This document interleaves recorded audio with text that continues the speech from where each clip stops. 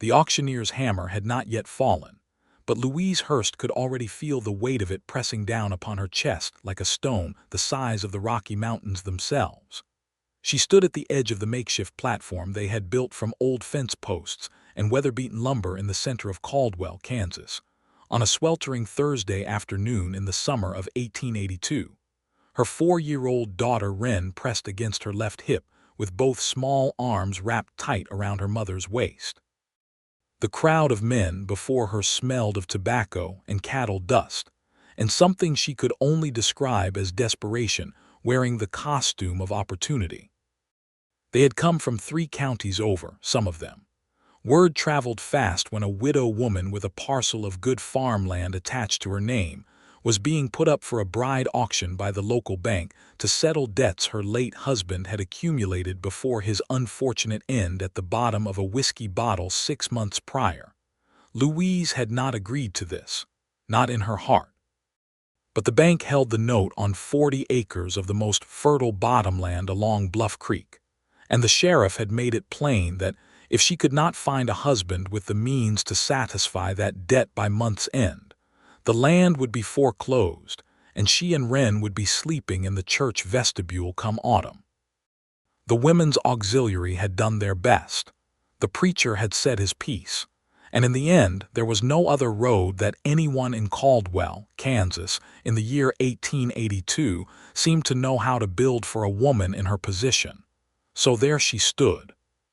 26 years old, with dark auburn hair she had pinned back so severely it made her cheekbones look sharper than they were, wearing her second-best dress, because she had traded her best to Mrs. Callahan in exchange for 2 months of Wren's schooling that she now realized might never happen anyway. She kept her chin level. She had promised herself she would not look ashamed because she had done nothing worth being ashamed of, and she intended to honor that promise even as the auctioneer, a round-faced man named Cecil Pratt who ran the feed store and apparently also this particular breed of human commerce, cleared his throat and began his preamble. Wren tugged at her skirt. "Mama, why are all those men looking at us?"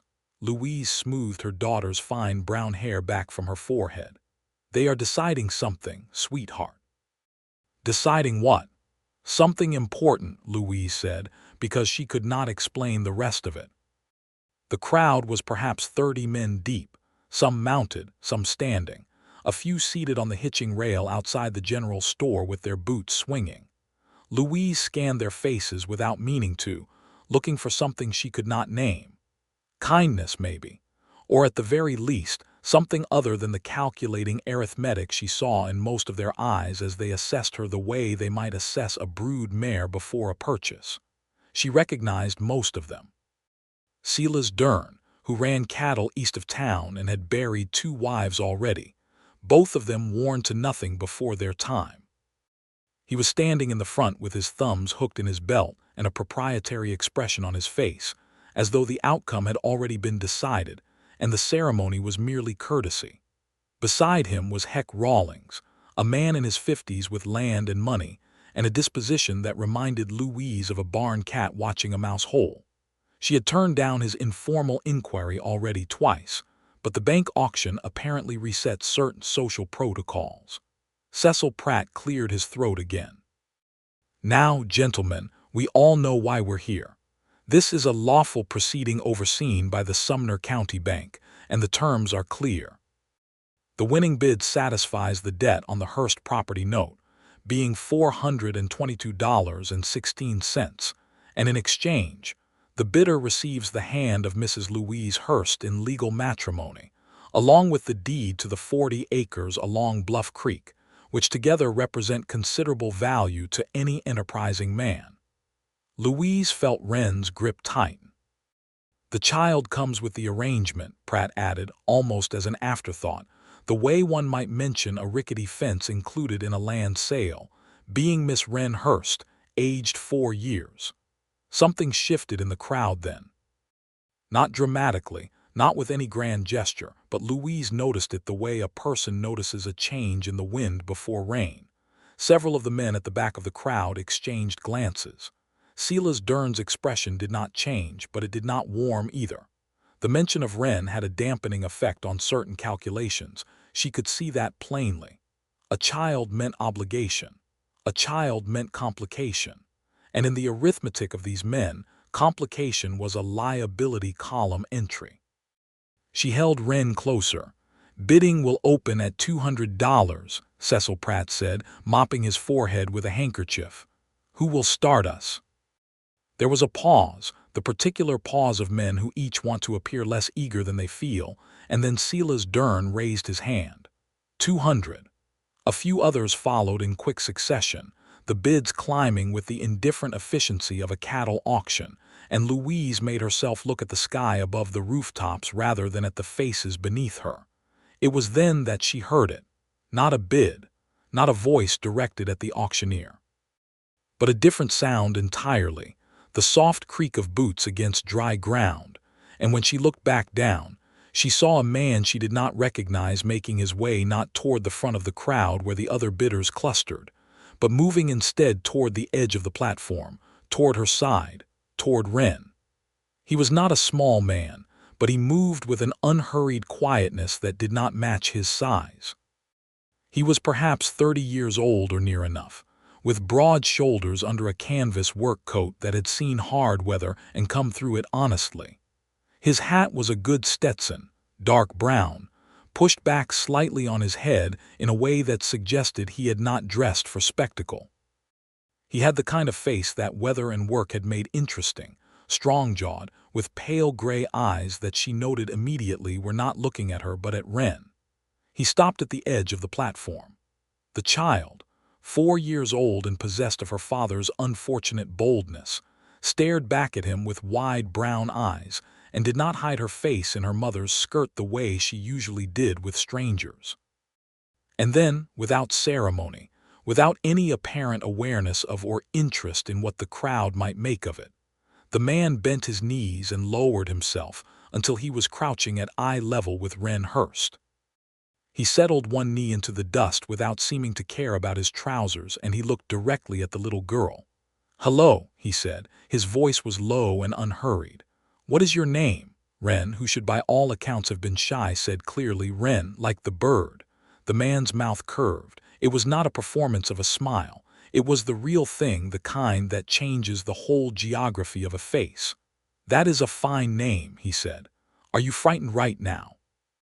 Wren considered this with the grave seriousness that 4-year-olds bring to important questions. "A little," she admitted. "That makes sense," he said. "It is a peculiar situation." He glanced up briefly at Louise, just long enough for her to see that the gray eyes were steady and that whatever was happening behind them, it was not cruelty or calculation. Then he looked back at Wren. "Do you know what I think?" "What?" Wren asked. "I think you are a very brave girl," he said, "and I think your mama is the bravest person on this whole platform." Then he stood.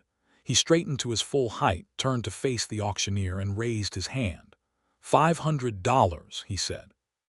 The crowd went silent, not the polite silence of people waiting to hear more, but the genuinely stunned silence of a room from which all the air has been suddenly removed. Cecil Pratt blinked. Silas Dern's jaw tightened. Heck Rawlings turned to look at the stranger with an expression somewhere between offense and wariness. Cecil Pratt recovered first. $500, I have $500, do I hear? That will be the end of it, the stranger said, not unkindly but with a finality that had the particular quality of a door being gently and firmly closed. It was not a threat. It was simply a statement of facts as they were going to be. Silas Dern took a step forward. "Now hold on just a moment. I don't know who you are, mister, but this is a public auction and—" "The bid is $500, the man repeated, and he looked at Silas Dern with those gray eyes, and something passed between them that Louise could not fully interpret, but that evidently communicated whatever needed communicating, because Dern said nothing further and eventually turned and pushed his way back through the crowd. Cecil Pratt cleared his throat for the third time. Going once, going twice. He looked hopefully at the assembled men, none of whom raised a hand. "Sold," he said, and brought his hammer down on the fence post he was using as a gavel with a crack that made several people flinch. Louise realized she was gripping Wren so tightly that the child squeaked. "Mama," Wren said, patting her hand. "It is all right. He was nice." Louise loosened her hold and looked down at her daughter and then up at the man who had, in the space of 2 minutes, changed every foreseeable detail of her life. He had turned back to her now, this stranger with the gray eyes and the dusty canvas coat and the $500 bid, and he removed his hat with a hand that was calloused from real work and held it against his chest. "My name is Homer Hartwell," he said. "And I want to be clear with you, Mrs. Hurst, about something." Louise waited. "I am not going to pretend this is a normal way for two people to meet," Homer said. "And I am not going to pretend that I have any right to your regard simply because of what just happened. What I am going to do is pay off your note, sign whatever the bank needs signed, and then, if you are willing, I would like to sit down somewhere and have an honest conversation about what comes next, because I think you deserve at least that much." Louise stared at him. In the history of her 26 years, she could not recall a single man in any context offering her an honest conversation as though it were something she was owed rather than a favor being granted. "Where did you come from?" she asked, and immediately felt foolish for asking, but she genuinely needed to know. "Wichita, mostly recently," Homer said. "Originally from Tennessee. I have been ranging cattle for 11 years, and I have recently purchased land of my own about 6 miles east of town. I have money enough to settle your debt, and I have no wife, and I have, if I am being completely truthful, been looking for a reason to stay in one place for the past 3 years without finding one that seemed worth staying for." He paused. "Until today," he added, and the way he said it was not smooth or practiced. It was the simple statement of a man who had just decided something and was not yet entirely sure what to do about it. Louise looked at him for a long moment. Then she looked down at Wren, who was looking up at Homer Hartwell with the open, uncomplicated trust of a child who had made up her mind about a person and found no reason to revise it. "All right, Mr. Hartwell," Louise said. "Let us go sign the bank's papers, and then I would like that honest conversation." The Sumner County Bank was a narrow building on Main Street with a pressed tin ceiling, and a clerk named Abernathy, who looked perpetually alarmed by everything he was required to witness in his professional capacity. He witnessed Homer Hartwell count out $522.16 from a leather pouch he carried inside his coat, the bills clean and orderly in a way that suggested he had prepared for exactly this possibility, which struck Louise as both remarkable and faintly mysterious. The papers were signed. The note was satisfied. The deed was amended to reflect the terms of the auction. Abernathy blotted everything with the grave care of a man who understood that documents outlasted their makers, and in the end, Louise walked out of that bank with her 40 acres secured, and her heart beating at a tempo she did not entirely recognize. Homer held the door for her. He also held it for Wren, and addressed the gesture specifically to the child, which Wren accepted with great solemnity. They walked to the cafe on the south end of Main Street, the one run by a Mexican woman named Dolores who made the best coffee in Sumner County, and who, Louise had noticed over the years, managed to be simultaneously the most discreet and best-informed person in Caldwell. Dolores brought them coffee and a glass of cold buttermilk for Wren without being asked, which suggested she already knew more about the afternoon's events than anyone could have communicated in the 5 minutes since they had left the bank. They sat across from each other in the booth nearest the window, with Wren beside her mother working diligently on the buttermilk, and the honest conversation began. It was not what Louise had expected. She had braced herself for negotiation, for the establishment of terms, for the particular businesslike register that men adopted when they wanted to present the purchasing of a person as a reasonable and orderly transaction. Instead, Homer Hartwell asked her questions. He asked her about the farm, about what crops she had been managing, and what she intended to do with the bottom acres along the creek. He asked about Wren's father gently, with the careful phrasing of someone who understood that the topic was a complicated one, and he did not press when she gave him only the basic outline.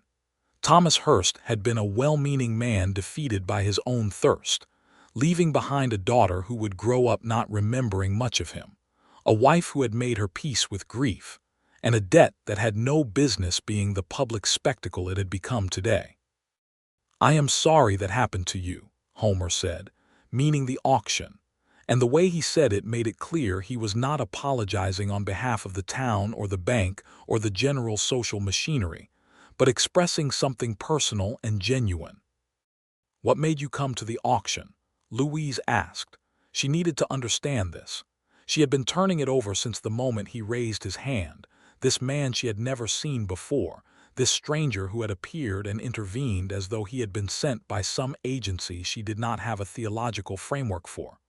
Homer looked at his coffee cup for a moment. "I had business at the bank this morning about my own deed," he said. "And I overheard Abernathy mention it to someone else in the hall, what was happening, who it involved." He paused. "I have seen enough of the world, Mrs. Hurst, to know that there are moments where a person has a choice to walk past something or to stop. I stopped." "You spent $500 on a stopped moment," Louise said. "I spent $500, Homer agreed, and I would spend it again." The silence that followed was not uncomfortable. It was the silence of two people who are trying to determine the size and shape of something that has not yet finished taking form. "I want to ask you something honest," Louise said. "Please." "What do you want from this?" She kept her voice level. "From me. From this arrangement. What is it that you are actually hoping for, Mr. Hartwell?" Homer looked at her. Not through her, not past her, but at her, with the full attention of a man who had decided that this particular conversation mattered. "I want to know you," he said. "I want, if you are willing and if time and honesty recommend it, to build something with you. A life. I'm not naive enough to claim I am in love with a woman I have known for 45 minutes, and I'm not disrespectful enough to pretend that what happened today entitles me to anything. But I am 31 years old, Mrs. Hurst, and I have worked cattle from Texas to Montana, and I have seen a great deal of country and not much of anything that felt like home. I think I would like to try for home." He looked briefly at Wren, who had fallen asleep against her mother's side with her cheek on the table and one hand still wrapped around the buttermilk glass. "All of it," he said simply. "Whatever home looks like." Louise looked at her sleeping daughter and then back at Homer Hartwell and felt something shift inside her chest that she had not felt in a very long time, possibly not ever in quite this particular way. It was not the dizzy rush of young infatuation, though there was something of that in it too, something she had not expected and was not yet ready to name. It was more fundamental than that. It was the feeling of a door opening in a wall she had forgotten was a wall. "I think," she said carefully, "that I would like to try for that too." Homer nodded. He did not smile with the satisfied look of a man who has closed a negotiation. He smiled like someone who has just been given a gift they were not certain they deserved. "Then we have something to work with," he said. They established the arrangement with deliberate care over the following days, because both of them understood that arrangements entered into hastily in the emotional aftermath of unusual events had a way of crumbling when ordinary life reasserted itself. And ordinary life always reasserted itself in the end. Homer had taken a room at the boarding house on Cedar Street run by Mrs. Adelaide Morrow, a widow of considerable dignity and firm opinions about the appropriate conduct of unmarried persons on her property, which suited both parties well enough. He presented himself at the Hurst farmhouse on the Friday morning following the auction, hat in hand, asking if he might be of use with any work that needed doing, and Louise set him to mending the corral fence while she baked bread and kept an eye on Wren through the kitchen window. She watched him work. She was not entirely sure she had meant to watch him, but it happened regardless. He was methodical and thorough, replacing each broken rail completely rather than patching it, setting the posts properly rather than propping them, doing the job as it ought to be done rather than as it needed to be done only well enough to pass inspection. She recognized this quality. It was the quality of a person who had standards that existed independent of an audience. Wren, for her part, took to Homer Hartwell with a directness that Louise found alternately charming and alarming. By noon of that first Friday, Wren had followed him to the corral, seated herself on a fence post, and commenced a conversation about birds that apparently lasted the better part of an hour, during which Homer answered every question with the same seriousness he might bring to a conversation with another adult. He did not condescend. He did not perform enthusiasm. He simply engaged, genuinely, and Wren glowed in the warmth of it like a plant that has found the right window. When Louise brought them both lunch at the corral gate, Homer thanked her and sat in the dirt without ceremony because there was no chair, and Wren sat beside him, and they both ate cornbread and cold beans, and talked about what wrens actually ate, which apparently involved a great deal of insects, and Louise sat on the fence rail above them, and watched, and felt something in the architecture of her daily life rearranging itself around a presence it had not previously contained. The courtship, for that is what it became, happened in the language of work, and shared meals and evenings on the porch after Wren had been put to bed. It happened in the particular honesty of people who have been through enough to know that pretense costs more than it is worth.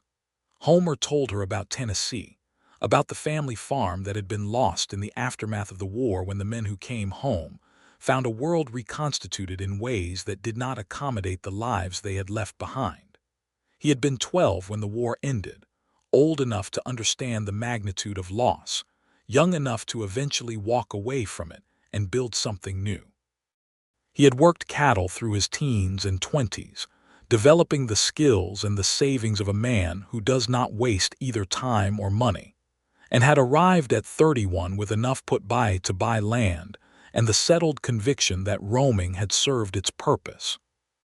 Louise told him about Ohio, where she had grown up the daughter of a schoolteacher, where she had met Thomas Hurst at 19, and believed with the absolute faith of a young woman who has not yet been taught otherwise that love alone was sufficient architecture for a life.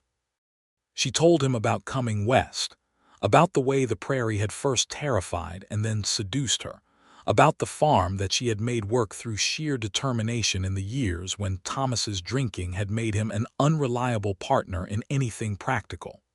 She told him about Wren's birth, which had been difficult, and had left her with the absolute conviction that her daughter was the most important thing in the world. She told him all of this gradually, not in one confession but across the evenings of 2 weeks, the stories emerging the way a landscape emerges when you ride through it slowly rather than racing past. At the end of the second week, Homer asked if he might take her to the Saturday evening social at the church hall, which was the closest thing Caldwell had to a formal social event that occurred with any regularity. He asked her at the kitchen table over the remains of supper, with Wren already in bed and the lamp burning low, and the asking was accompanied by the particular expression of a confident man who is nonetheless not entirely certain of the answer. "I think I would like that," Louise said. She wore her best dress, which she had retrieved from Mrs. Callahan after Homer had quietly settled the debt without making a production of it, simply informing her that he had done it, and that it was not a favor requiring gratitude but a correction of a situation that should not have existed. She wore her hair differently, loosened from its severe pin to something softer, and when Homer came to the door in a clean shirt and his good boots with his hat in his hand, she saw his eyes change when he looked at her, a brief involuntary thing that he did not entirely manage to compose back into neutrality, and she felt the warmth of it from the top of her head to the soles of her feet. The social was what it was. There was fiddle music from old Pete Cardwell, who could make a violin sound like weather. There was Mrs. Dolar's tamales, which had somehow become a fixture of church social cuisine in Caldwell despite certain initial resistance from the more conservative members of the congregation, and which were now so thoroughly beloved that resistance to them would have constituted an act of genuine social aggression. There was dancing. Louise had not danced in years. Thomas had not liked dancing in the final seasons of their marriage, finding in it some trigger for a jealousy that she had long since stopped trying to understand. She had forgotten how much she liked it, the uncomplicated physical pleasure of music translating directly into movement, of the body doing something joyful without the mind having to authorize it first. Homer danced with her 3 times. On the first dance, he was careful, correct, a man aware of the forms and respectful of them. On the second, something relaxed in him, and he danced the way he worked, with full attention present in every moment of it. On the third dance, which was a slower tune, the fiddle finding something sweet and aching in the lower register, Homer's hand settled at the small of her back, and Louise allowed herself to lean slightly, into the warmth of him, and neither of them spoke and neither of them needed to. They walked home in the cool August night under a sky so dense with stars it seemed almost reckless, Wren asleep on Homer's shoulder, because she had insisted on attending, and had then, inevitably, demonstrated the universal truth that children who insist on staying up late always fall asleep before the adults they are trying to keep up with. Homer carried her with the easy competence of a man who has handled enough fragile things to know how. He held Wren against his shoulder with one arm and offered his other arm to Louise, and she took it, and they walked the half-mile home along the quiet street with the stars above them, and the sound of the fiddle still drifting faintly in the warm air. At the gate, Homer transferred the sleeping Wren to her mother's arms with careful hands, and then stood for a moment with his hat in his hands looking at Louise in the starlight. "I want to ask you something," he said. "Ask." "I do not want to rush you," he said.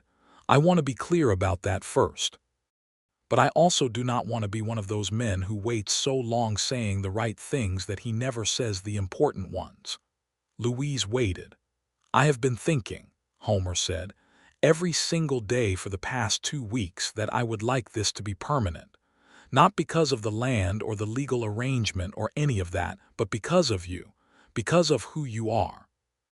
Because of the way you think and the way you talk and the way you look at your daughter, and the way you looked at the stars tonight like you were counting them for the first time." He paused. "I would like to marry you properly, Louise, if you are willing. Not because an auctioneer told us to, but because I am asking you."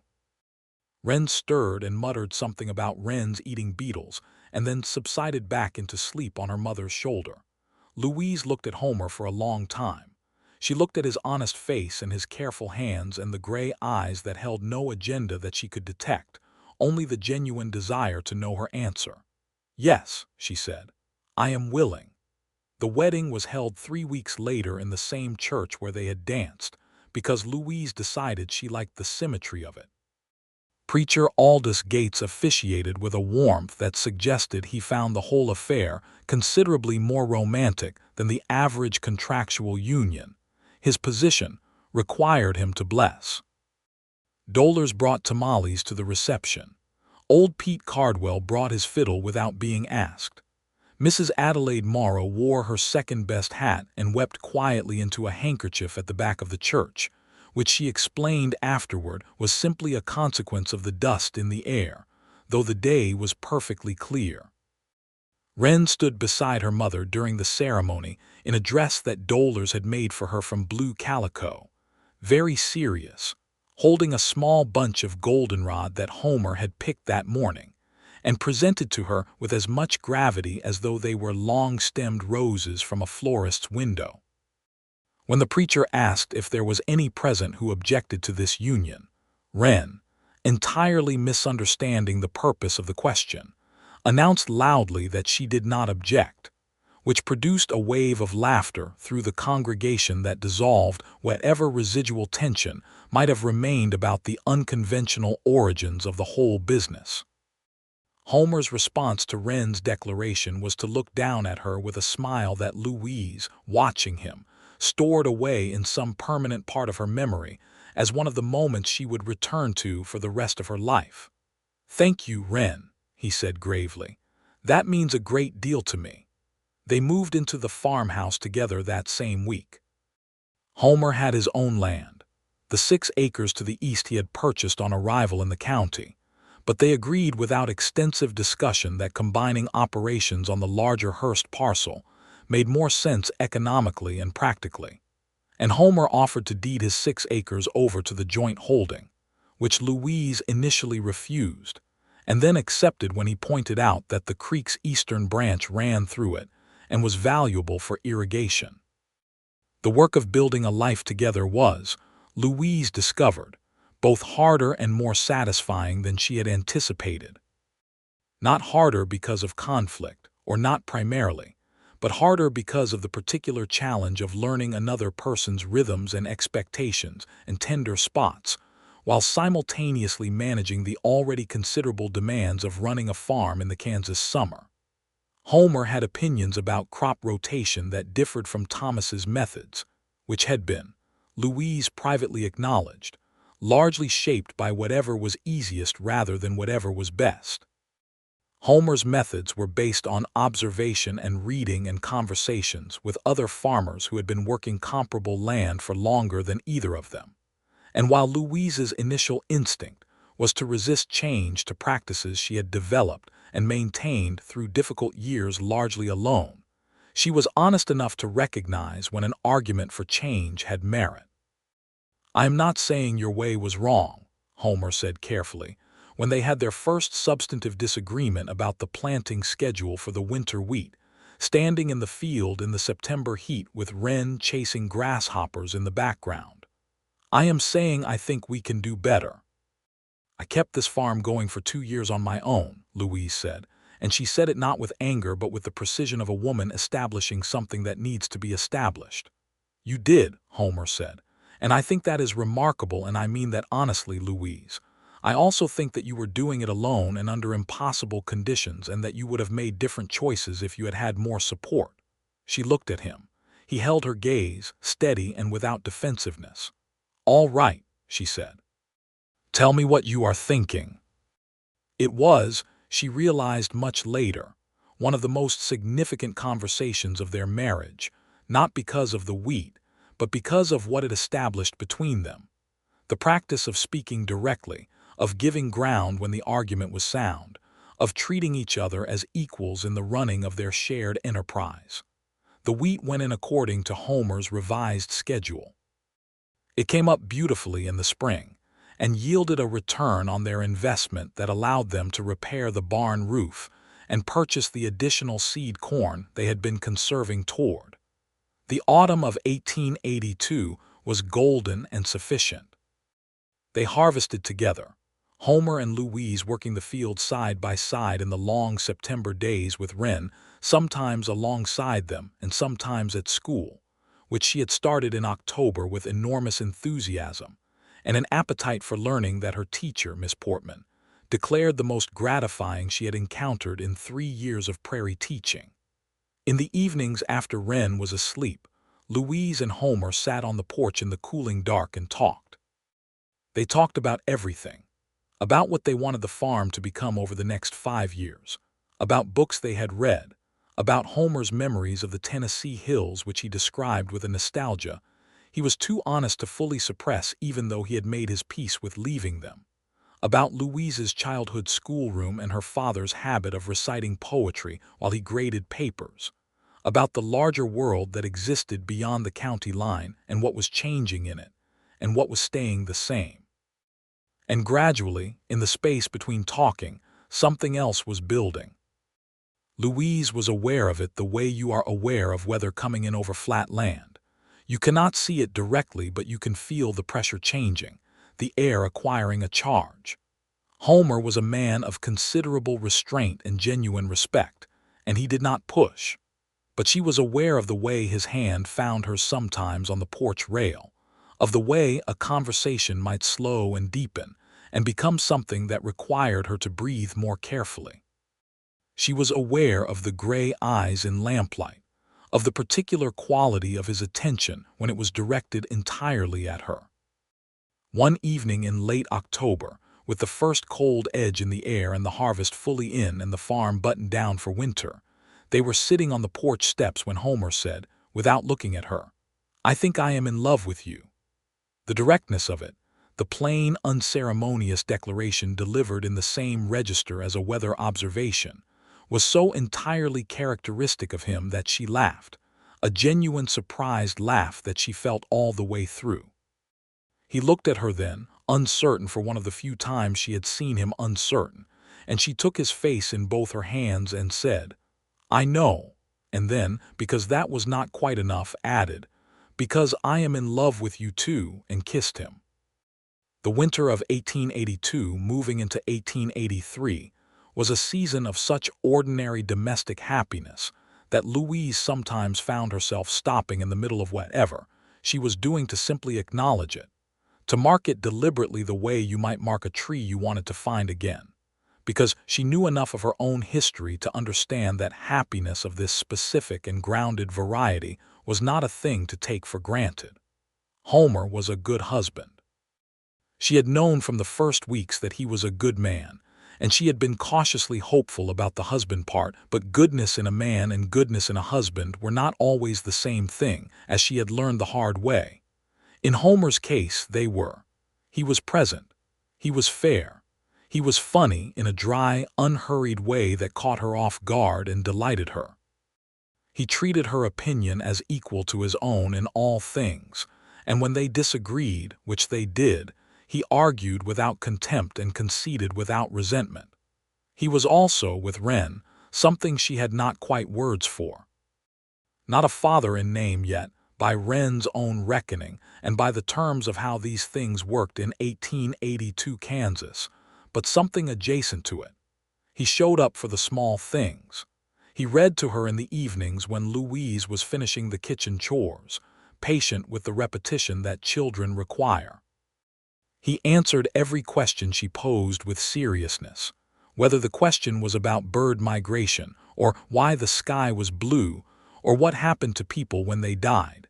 This last being a question that made Louise hold her breath until she heard his answer, which was gentle and honest, and did not promise more than he could deliver. One February morning, Wren sat at the kitchen table while Homer was eating breakfast before heading out to check the cattle lines and said, entirely without preamble, "Homer, could I call you Papa?" The kitchen went very still. Homer put his coffee cup down. He looked at Wren with those gray eyes that were, Louise thought, quite possibly the most expressive eyes she had ever encountered in a person who employed them with such economy. Then he looked at Louise, a glance that asked something and received her nod in answer. Then he looked back at Wren and said, "I would be very honored by that." Wren nodded, as though a minor administrative matter had been resolved, picked up her biscuit, and returned to the serious business of breakfast. Louise turned toward the stove before her face could fully demonstrate what was happening in her chest, but she heard Homer's chair scrape back and then felt his hand briefly at the back of her neck, a warm and steady touch that lasted only a moment and said everything. Spring came to the bottomland along Bluff Creek in late March, the kind of spring that seems to justify everything the winter demanded of you. The wheat came up green and strong. The kitchen garden erupted into organized abundance under Louise's direction. Homer had been building a chicken house through the winter with the lumber from a fallen outbuilding, and in April he came home from town with a crate of 6 laying hens that Wren named immediately and individually, which complicated everyone's relationship with eggs for several months thereafter. They also discovered in April that the farm's population was about to expand in a different direction. Louise told Homer on a Thursday evening when Wren was asleep, sitting across from him at the kitchen table with her hands folded, and her expression giving nothing away until she said it. Homer sat with the news for a moment, the way he did with important things, not as absence but as presence, as the quiet of a man making room for something significant. Then he reached across the table and took her hands in his. "Are you well?" he asked first because he was Homer, and that was what Homer asked first.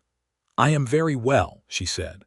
The smile that crossed his face then was not the composed, economical expression she was used to seeing. It was large and unguarded and entirely genuine, and it changed his face so completely that for a moment he looked younger, like the boy from Tennessee who had walked away from a war's aftermath and built himself into someone worth knowing. "That is wonderful news," he said. "That is the best news I have had in a very long time." The town of Caldwell received the information in due course, as small towns always receive such information, thoroughly and with editorial commentary. There were those who felt the speed with which the whole situation had been resolved, from auction to marriage to impending child, was unseemly, and they said so in the careful oblique language that respectable people use when they want to say something unkind while maintaining the formal appearance of restraint. Louise paid these opinions exactly the attention they deserved, which was none. She had dolers, who brought her chamomile tea and practical advice about the management of early pregnancy in hot weather. She had Mrs. Adelaide Morrow, who had apparently revised her opinion of the entire affair upon witnessing the wedding and now considered herself a close family friend. She had Homer. Having Homer was, she found, sufficient to make most things navigable. There were harder things to navigate. In July of 1883, a man came to the farm. He rode up in the mid-morning when Homer was working the south field and Louise was on the porch shelling peas with Wren reading beside her, and he identified himself as Franklin Hurst, Thomas's brother, come down from Wichita after getting word of his brother's death, which had apparently traveled slower than expected, and after it some word of the auction and the remarriage. Franklin Hurst was a thin, sour-faced man in his late 30s, who looked at Louise with the particular expression of a person who has constructed a grievance and arrived to present it. He said, standing at the bottom of the porch steps, that he had some questions about what had happened to Thomas's property, by which he apparently meant that he believed some portion of the Bluff Creek land had a moral if not legal claim attached to the Hurst family name. Louise set down her peas. She said in a voice that was entirely calm, "The debt your brother accumulated was paid from this farm's production over 2 years, Mr. Hurst, and when that was not sufficient, it was satisfied through a legal proceeding. I have the documentation. I can show you if you like. What I will not do is stand on my own porch and discuss the disposition of property that I have worked and maintained, and that is legally and rightfully mine." Franklin Hurst opened his mouth. Homer came around the corner of the house at that moment, having seen the horse at the gate from the field. He was carrying his work gloves, and he looked at Franklin Hurst with an expression of polite inquiry, and Louise watched something in Franklin Hurst's posture recalibrate. "Can I help you?" Homer said. Franklin Hurst looked at Homer and then at Louise and then at the porch, and at Wren, who was watching the whole proceeding from behind her book with her brown eyes going back and forth like she was following a tennis match. "I was just leaving," Franklin Hurst said. "He left. He did not come back." Later, after supper, Homer asked Louise if she was all right, and she said yes and meant it, but she also said, "I want you to know that I handled that myself." And Homer said, "I know." I watched, and the look they exchanged contained both acknowledgment and something warm and private that had no need of further elaboration. The baby came in November of 1883. A boy, solid and loud and possessed of his father's gray eyes from practically the first hour, which made Homer sit in the chair beside Louise's bed for a very long time just looking at him, with an expression that she could only describe as awe. They named him James Thomas Hartwell, the Thomas both a gesture toward the complexity of history and an acknowledgment that Wren had known her father in some form, and deserved to see his name carried forward in dignity, if not in daily presence. Wren received her brother with the enthusiasm of a child who has been waiting for someone smaller than herself to instruct in the ways of the world. She was also, immediately and without instruction, protective in the fierce and instinctive way that older siblings sometimes are, announcing to anyone who came to visit that his name was James, that he was her brother, and that he was not to be handed back and forth without her permission. Homer, watching this, said to Louise one evening, "She is going to be a formidable person." "She already is," Louise said. The winter of 1883 into 1884 was harder than the previous one. A genuine plains winter with weeks of temperatures that made the work of keeping livestock alive a daily serious enterprise. Homer was up before dawn most mornings, and Louise was up with James, and some nights they barely intersected except across the supper table and in the few quiet minutes before sleep. But even in that compressed exhaustion, there was something between them that remained solid and present, a warmth that the cold could not reach. And Louise thought often in those months about the difference between a marriage of endurance and a marriage of actual partnership, and felt the distinction clearly. By the spring of 1884, the farm had expanded. Homer had hired a hand, a young man named Eli Booth, 19 years old and recently arrived from Missouri with excellent work habits and a tendency to speak only when he had something worth saying, which Homer considered a professional virtue. The wheat acreage had doubled. The cattle operation had grown to a small but productive herd, 22 head, grazed on the bottomland pasture. They were not wealthy, not by the standards of the cattlemen who ran thousands of head across the open range that was already, everyone who paid attention understood, beginning to close. But they were solid. They were building. The open range question was, in fact, one that Homer thought about seriously and that he and Louise discussed on many evenings that spring and summer. The era of the great cattle drives was ending. The barbed wire going up across the plains, the homesteaders flooding in along the rail lines, the transformation of grazing land into wheat country, all of it was rewriting the arithmetic of Western agriculture faster than most people were comfortable acknowledging. Homer had always been a forward-looking man, and he saw clearly that the future of their kind of farm was mixed agriculture and stable land tenure, not the romantic-sounding but structurally fragile economics of open-range ranching. He was, as a result, considered somewhat boring at the Cattlemen's Association meetings in Caldwell, where several of his neighbors were still deeply invested in the idea that the range would remain open and the trail drives would continue indefinitely. He said his piece when he thought it useful and did not argue beyond the point of diminishing returns, because he had observed that changing a man's mind about something he was economically and emotionally committed to was work that required more patience than most situations allowed. Louise made him tell her everything he heard at those meetings. She had a sharp economic mind and a steady instinct for risk, sharpened by years of managing alone, and she was as thoughtful about their financial decisions as he was. They made a good team in this respect, Homer bringing a wider reading of regional patterns and Louise bringing the granular knowledge of what this specific piece of land could and could not sustain. In the summer of 1884, Wren turned 6 and started calling Homer Papa in front of other people without apparent self-consciousness, which produced a reaction from the town that ranged from approving to merely quietly accepting, the latter being perhaps sufficient. More importantly, at the end-of-year school program, when Miss Portman asked each child to say something about their family, Wren stood up and said in a clear and carrying voice, "My family is my Mama Louise, my Papa Homer, and my brother James, and we have 6 chickens named after birds and a farm on Bluff Creek, and I think we are very lucky."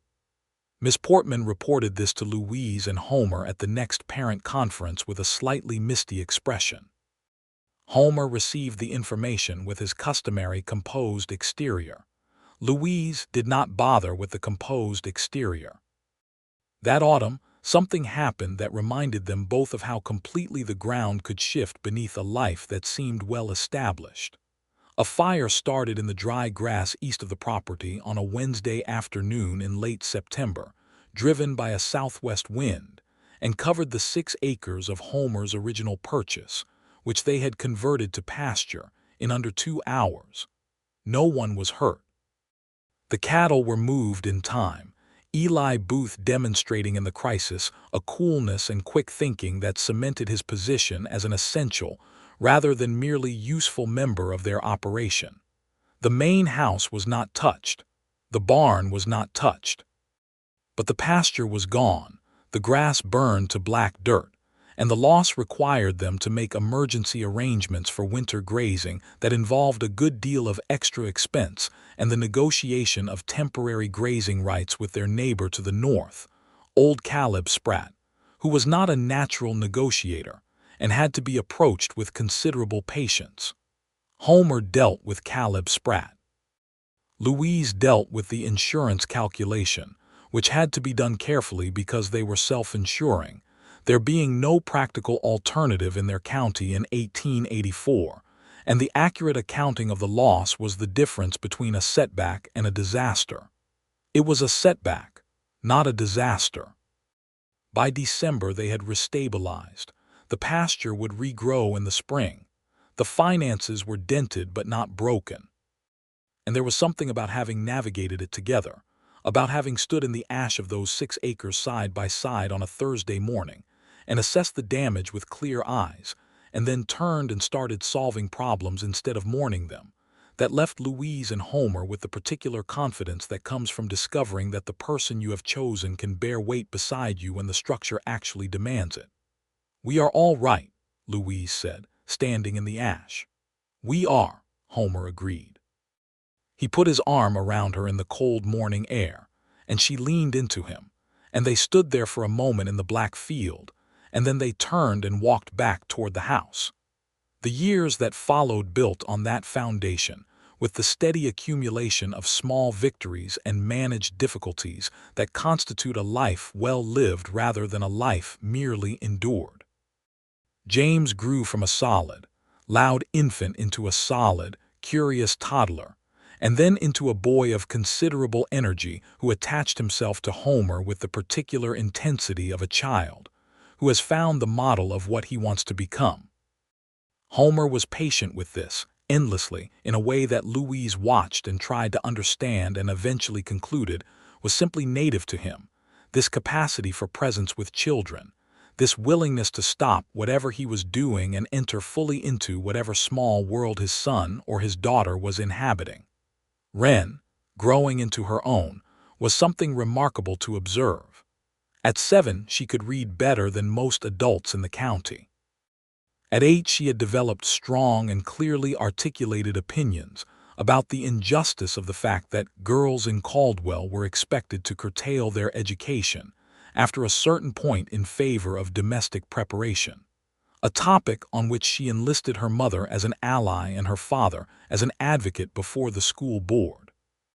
Homer went to the school board meeting and spoke plainly about his belief that his daughter's education was not something he was prepared to see limited by convention, and while this produced some friction with a few of the board members, the outcome was that Wren's schooling continued without interruption.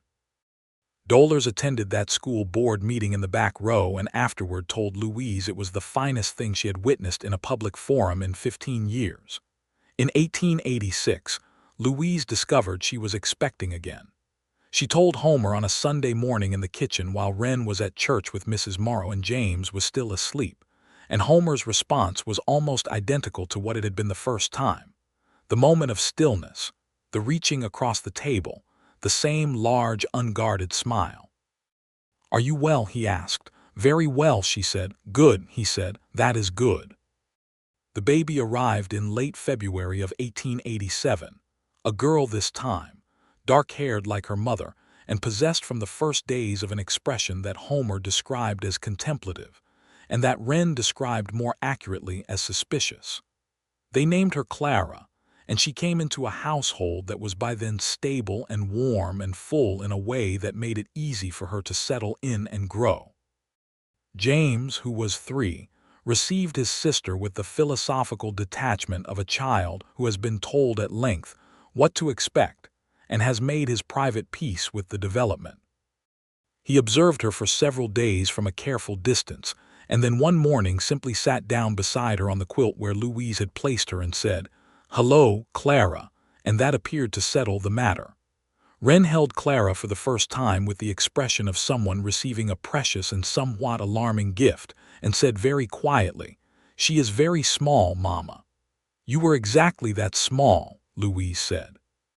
"I find that difficult to believe," Wren said, which made Homer laugh from the doorway where he was standing, and the laugh made Clara startle and make a small sound, and the whole room seemed to expand for a moment to contain everyone in it. Caldwell in the late 1880s was changing, as all of Kansas was changing. The cattle trade that had built the town was declining as the great drives from Texas wound down, and the range closed, and the economics of the beef industry reorganized around northern ranches and railroad stockyards. Some men who had built fortunes on the drive trade were adapting, more were not. The town's population shifted, the cowboys and trail hands who had given it its particular character giving way to settlers and shopkeepers, and the steady, unglamorous infrastructure of a town that intended to outlast the romantic period of its own history. Homer watched this with neither nostalgia nor indifference. He had never been a man who romanticized the cattle trade, having worked it long enough to know its actual texture rather than its legendary one. What he saw in the changing landscape was opportunity for the kind of farming they were already doing, stable, diversified, focused on the long-term productivity of good bottomland rather than the volatile returns of commodity ranching. They bought another 20 acres in 1887, bringing the total to 66, and planted half of it to winter wheat and the other half to a rotation of corn and sorghum that Homer had worked out on paper over the winter with reference to the soil surveys published by the State Agricultural College in Manhattan, which he had been corresponding with in a small way for 2 years. This struck some of his neighbors as an eccentric and overly academic approach to practical farming, but the yields consistently supported the methodology, and eventually the neighbors stopped mentioning it. Eli Booth, by 1887, had grown into a man of 23 with a steady hand and a quiet competence that made him indispensable.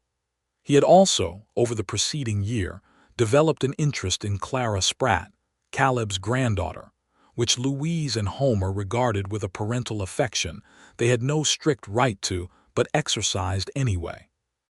Homer helped Eli negotiate his wage arrangement toward a profit-sharing structure that would allow him to save toward his own land, and Louise provided, on several occasions, tactical advice regarding the navigation of Caleb Spratt's conversational requirements, which was perhaps more practically useful. The summer of 1888 was the last summer before Wren began the stretch of her education that would eventually take her away from Caldwell, though none of them knew it yet.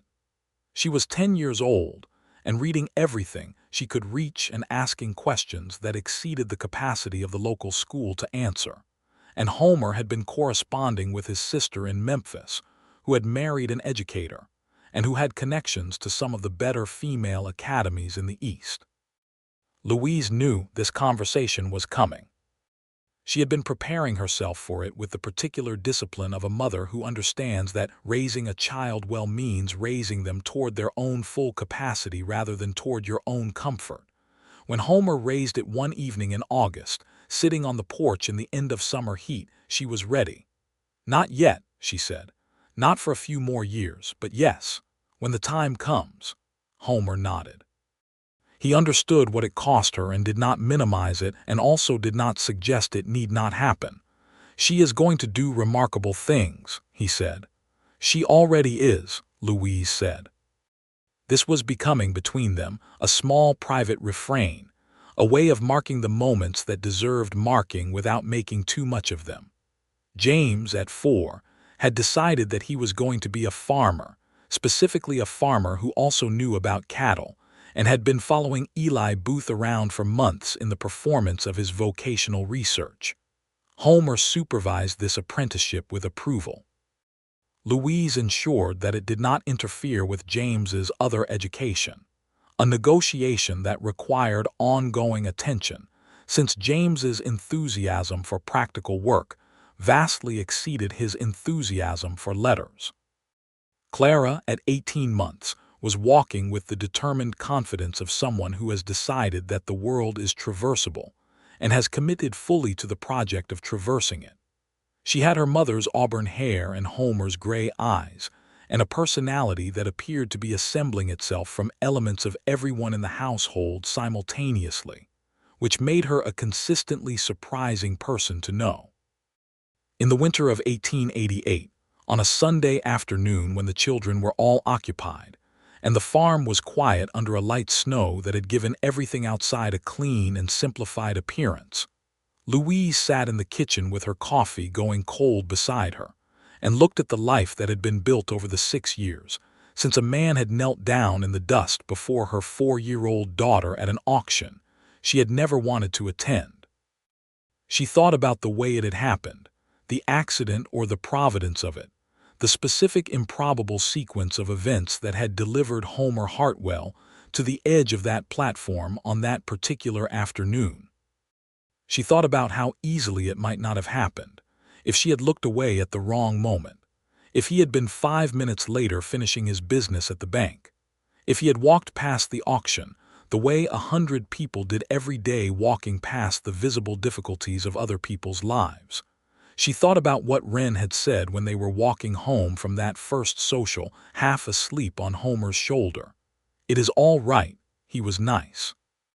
The absolute uncomplicated clarity of a 4-year-old's judgment, stripped of all the complicated self-protective machinery that adults install over the years. She heard the door from the sitting room open and Homer came in, shaking snow from his coat, and looked at her sitting with her cold coffee and the particular expression on her face. "What are you thinking about?" he said. "The auction," she said.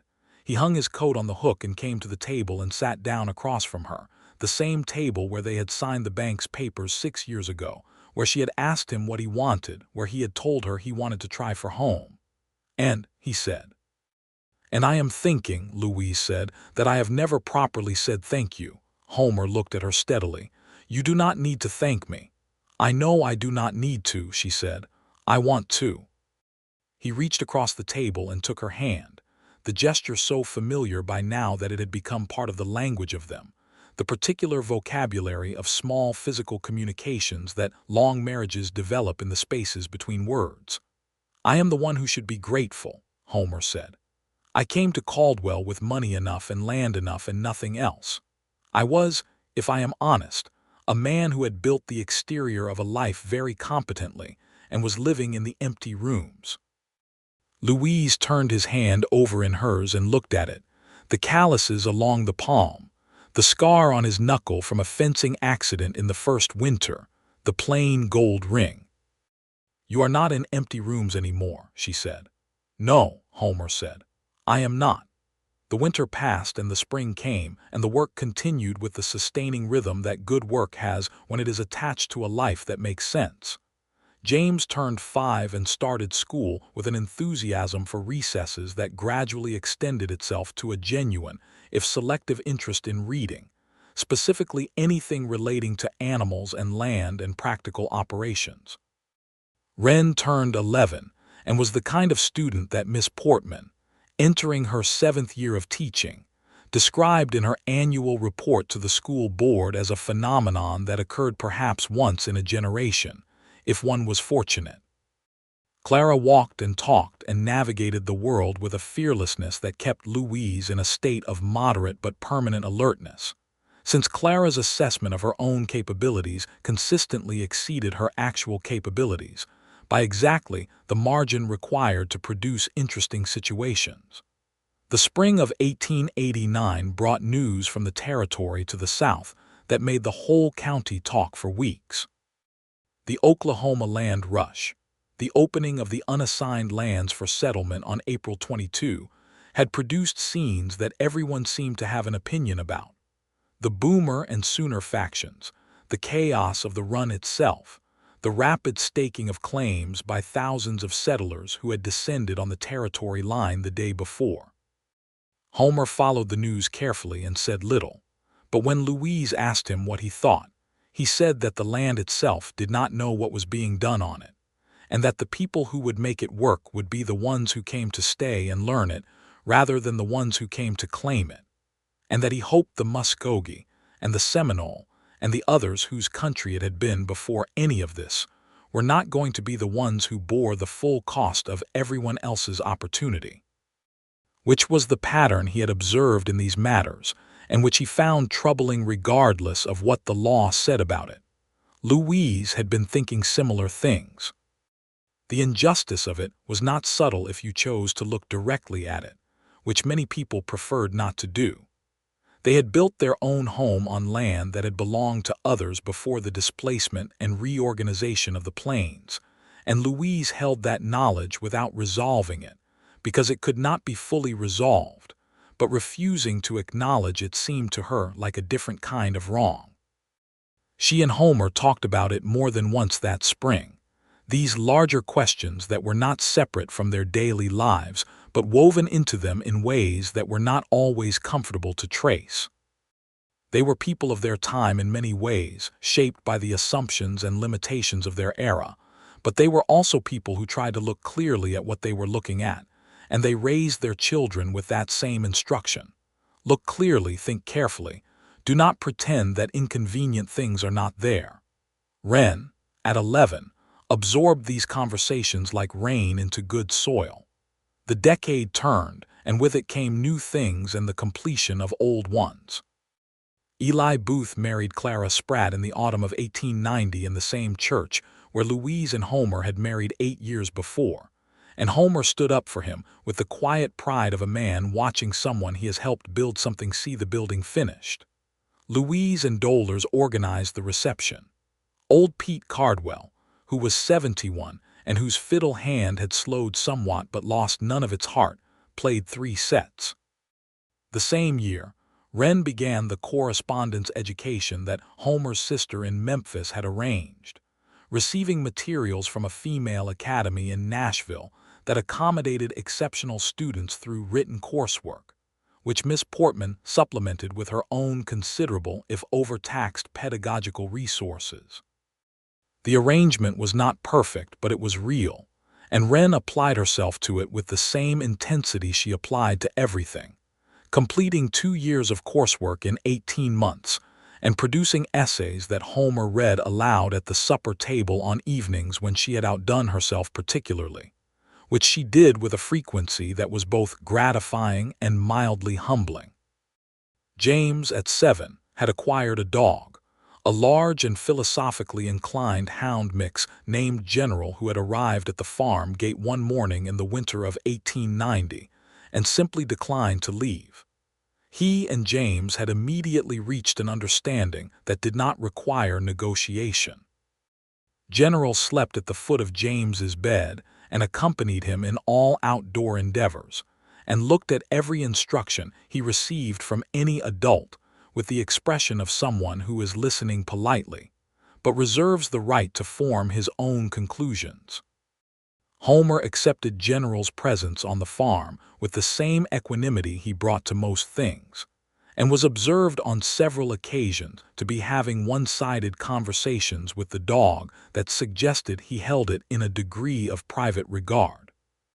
Clara, at 4, attempted on 3 separate occasions in the spring of 1891 to ride the farm's older and most patient horse without assistance, an enterprise that Homer terminated on the first 2 occasions by appearing from wherever he had been working and removing her from the proximity of the horse with a firmness that made her argument unnecessary, and on the 3rd occasion by deciding that if the impulse was this persistent, the practical solution was instruction, and beginning the teaching of horsemanship that Clara received with the reverence she brought to all enterprises she had chosen for herself.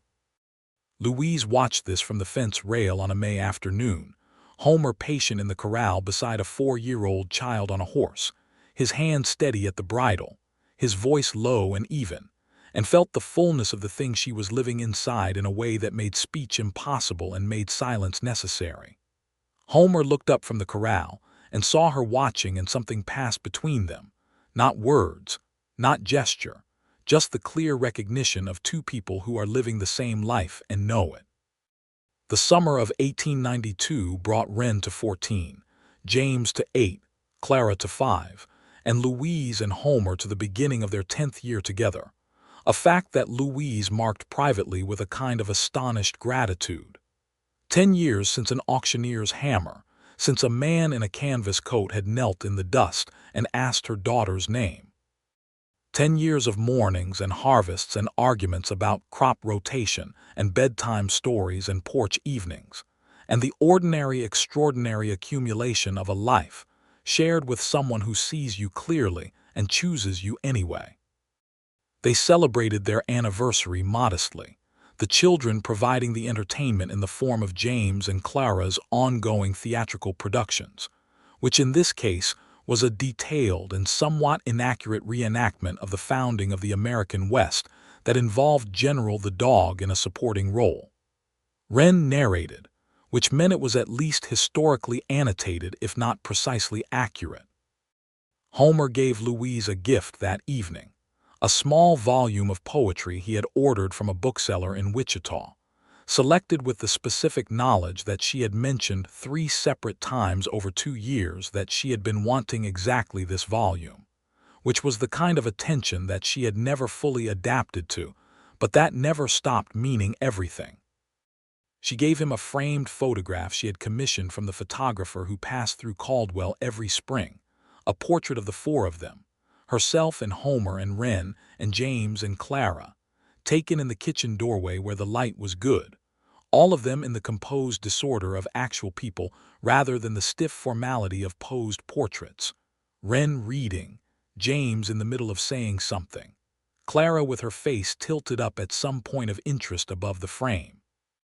Homer's arm around Louise's shoulders, both of them caught in the act of laughing at whatever James was saying.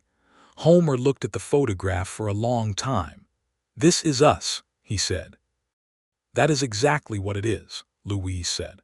He put his arm around her in the evening light of their kitchen and she leaned against him, and through the window they could see the farm in the last of the day's light, the wheat fields and the cattle pasture and the creek line in the distance, and the big Kansas sky going orange and pink over all of it. "I used to try to imagine," Homer said, "what it would feel like to have a place that was really mine. Not just land I owned, but a place that I belonged to and that belonged to me." Louise waited. "I could not imagine it well enough," he said. "What I imagined was much smaller than this." She understood exactly what he meant. In the years that followed, as the 90s moved forward and the century began its turn, the farm on Bluff Creek continued to grow and develop with the steady confidence of something built on right foundations. The difficult year of 1893, when the panic hit the banks and the wheat prices collapsed and half the county was in various stages of financial crisis, they navigated through the diversification that Homer had been quietly building toward for years, the mixed agriculture that did not put all its vulnerability in one place. They were tight that year. They were careful, but they were not broken. Eli Booth, by then farming his own 60 acres to the southeast with Clara Spratt and their 2 small children, came through it in similar shape, which Homer considered one of his better long-term professional decisions, in a modest way. Wren turned 16 in 1894, and was by that point operating at an educational level that exceeded anything the county could offer her, a fact that Miss Portman stated with both pride and practical concern in a letter she wrote to Homer and Louise that winter. The question of what came next was real and immediate, and Homer had been corresponding with his sister in Memphis about options, and there was a women's college in Ohio that had responded to an inquiry with an invitation for Wren to sit their entrance assessment by mail. Louise sat with that letter for 2 days before she felt able to discuss it.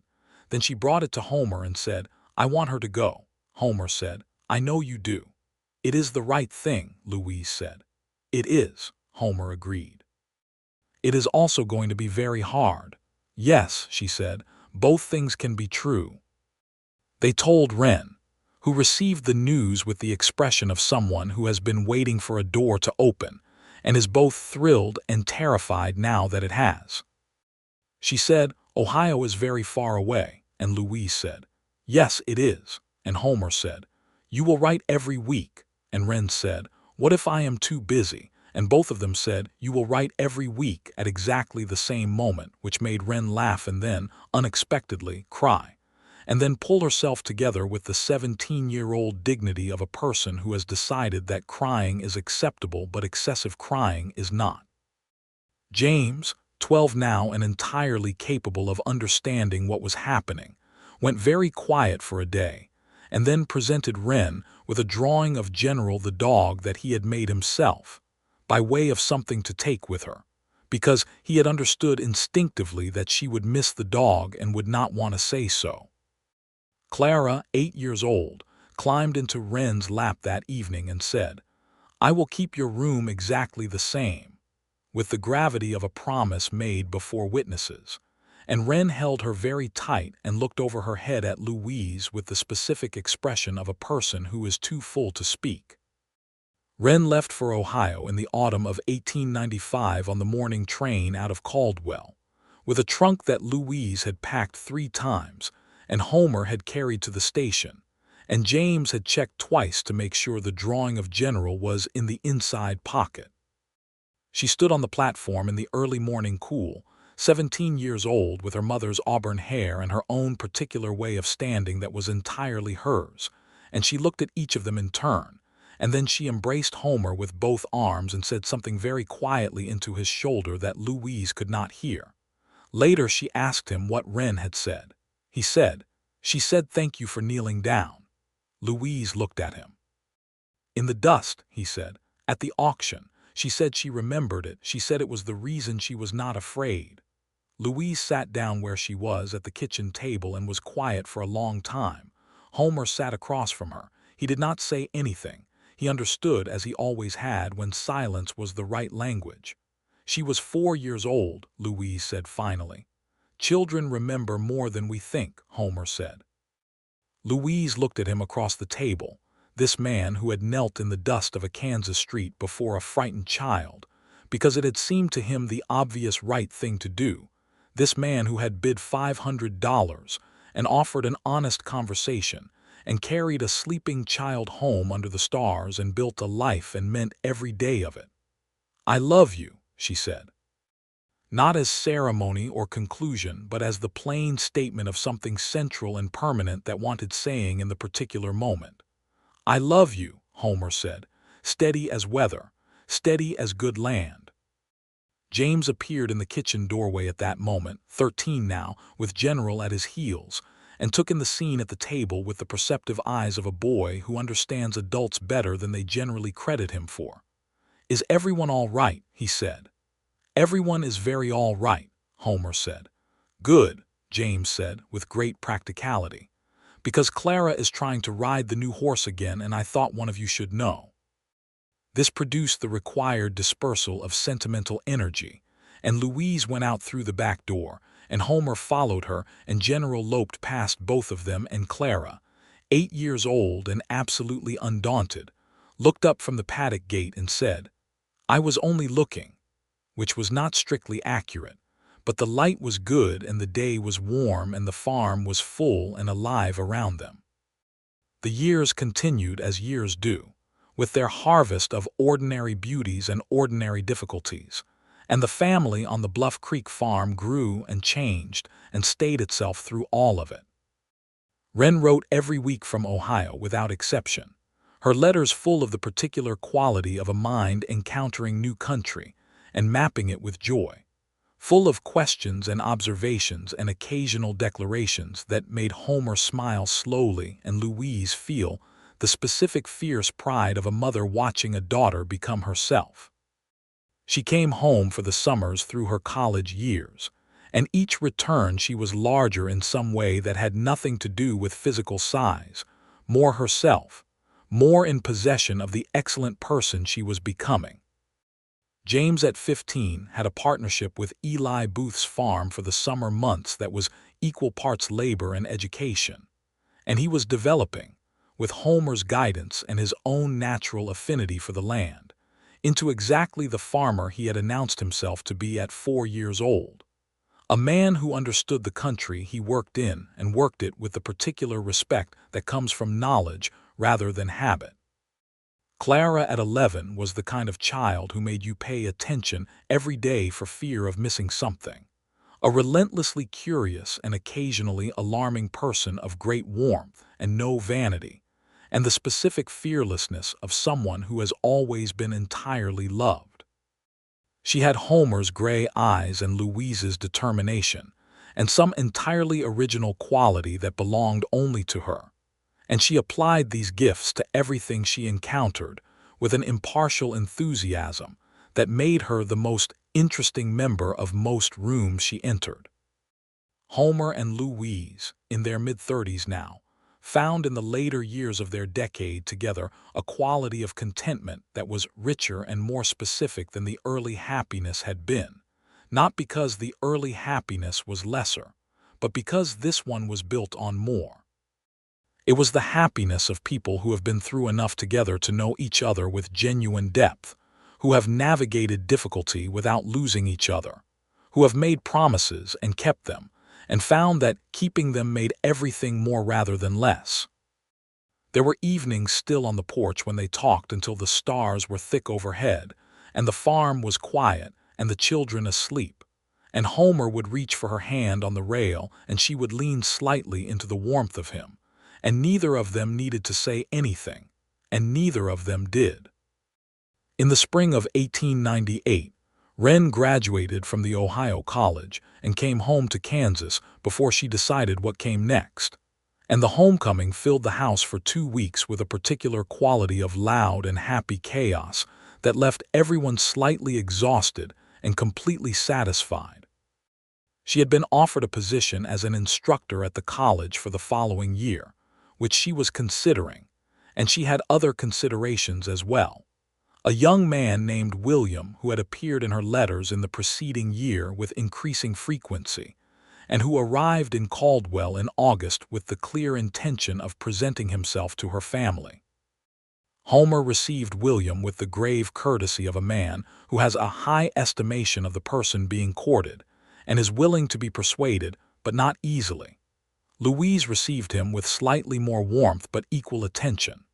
James assessed him on the basis of his practical utility in various farm tasks, and pronounced him acceptable after William demonstrated a willingness to mend fences in August heat without complaint.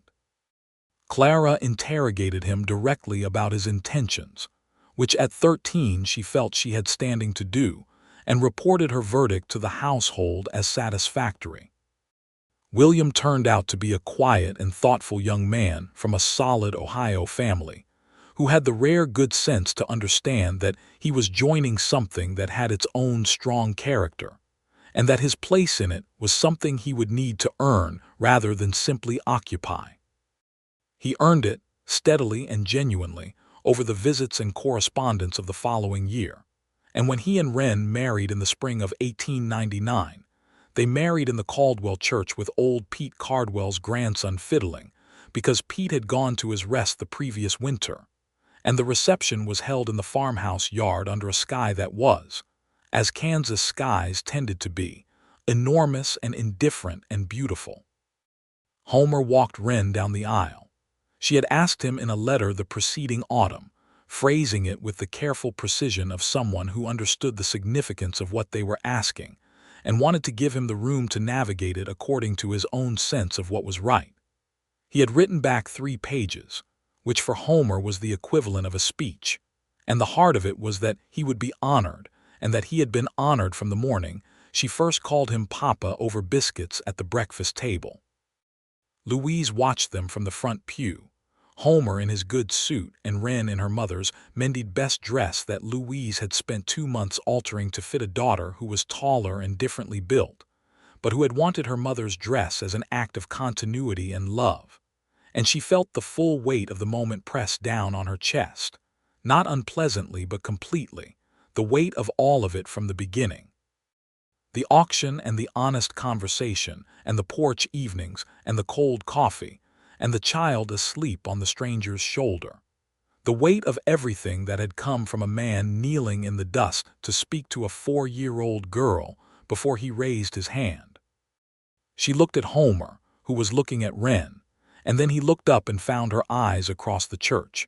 And whatever was in his expression in that moment was so entirely him, so completely the person she had been discovering and building a life with for 17 years, that she pressed her hand flat against her chest and breathed through it and was grateful. After the wedding, after the reception, after Wren and William had gone to begin their own chapter, Homer and Louise stood in the cleared yard in the quiet of the late evening with the stars coming up and the farm dark and settled around them. James, 18 and broad-shouldered and already starting to look like the man he would fully become, had taken General, old now and slow, inside for the night. Clara had gone to bed with the particular alertness of a 13-year-old who intended to lie awake for hours processing the events of the day.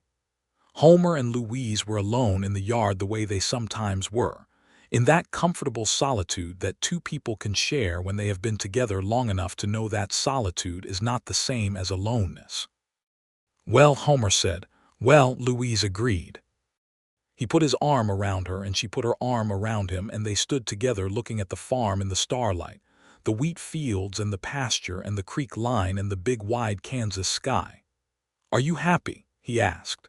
He still asked it sometimes, not from insecurity but from a genuine interest in her answer, a genuine wanting to know. Louise thought about it with the seriousness it deserved.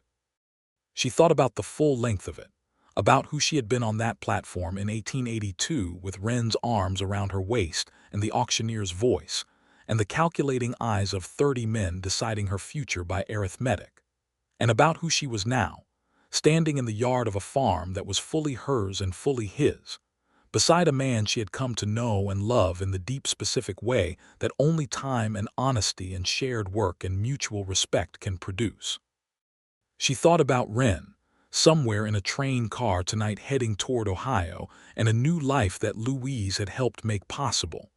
She thought about James asleep inside and Clara lying awake. She thought about all of it. "I am happy," she said. "I am profoundly, completely, honestly happy." Homer pulled her slightly closer. "Good," he said. "So am I." The stars continued overhead as they always had and would continue to do, indifferent to the particular human story playing out beneath them but providing, as they always had, the best available light for seeing clearly in the dark.